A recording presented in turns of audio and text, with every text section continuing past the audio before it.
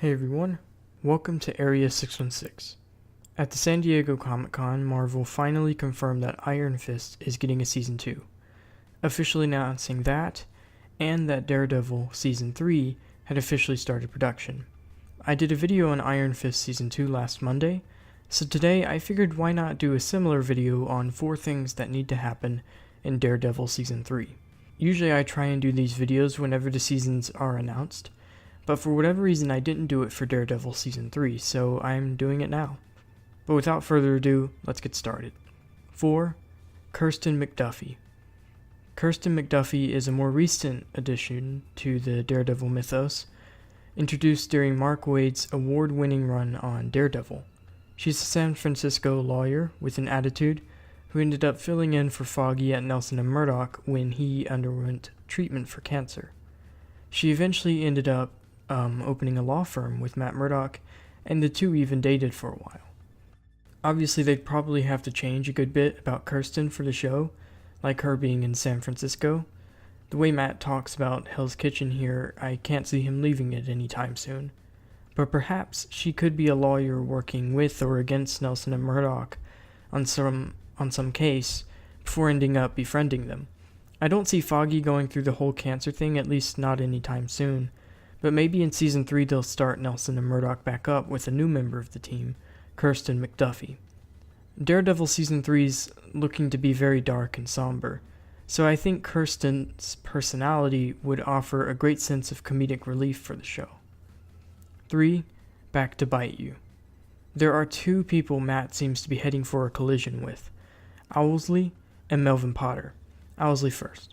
So if you've seen the show, you're probably thinking of Leland Owlsley and the fact that he's very much dead, having been killed by Wilson Fisk. But remember that son Leland mentioned to Fisk? I'd love to see a younger Owlsley come out looking for revenge, then being manipulated by Fisk into thinking it was Daredevil who killed his father. Now as for Potter, you might be thinking that him and Matt are on good terms now, and they are. But the thing is, I'm pretty sure Fisk knows that Matt got his suit from Melvin. So if he comes back, looking for revenge, Melvin will be one of the first parts of Matt's life he'll go after. And all he has to do is kidnap Betsy, Melvin's psychiatrist. Daredevil has sworn to protect her for Melvin, but if she gets hurt or kidnapped, Fisk probably wouldn't even need to egg Potter on.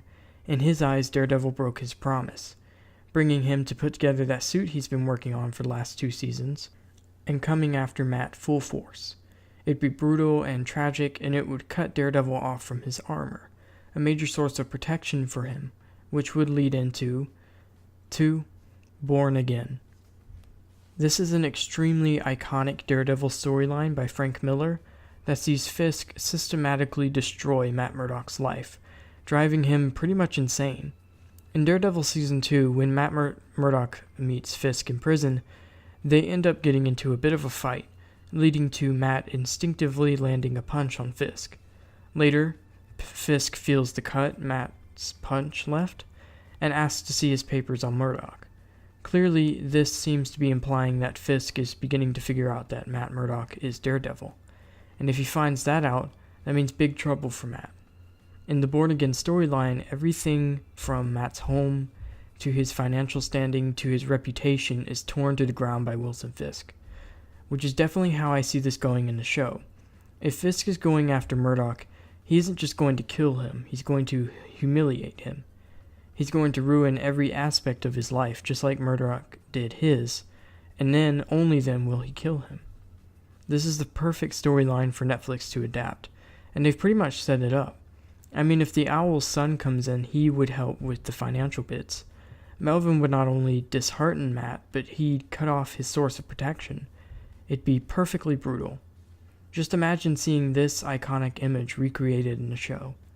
Bottom line is, this would just be perfect.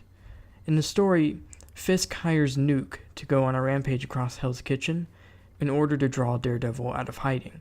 Nuke is in Jessica Jones, so I don't expect to see that happen. So instead, I think that role could be played by 1. Bullseye.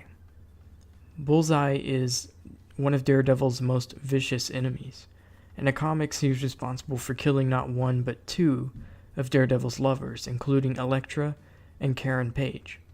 In the show, it was Nobu who killed Elektra, and while I personally don't know that they should kill Karen in the MCU, it's still a possibility, and Bullseye could certainly be called in to rampage across Hell's Kitchen and draw Daredevil out of hiding. Now, it's extremely likely that if they adapt the Born Again story, they'll change a lot about it to make it more realistic and for it to fit better in the show.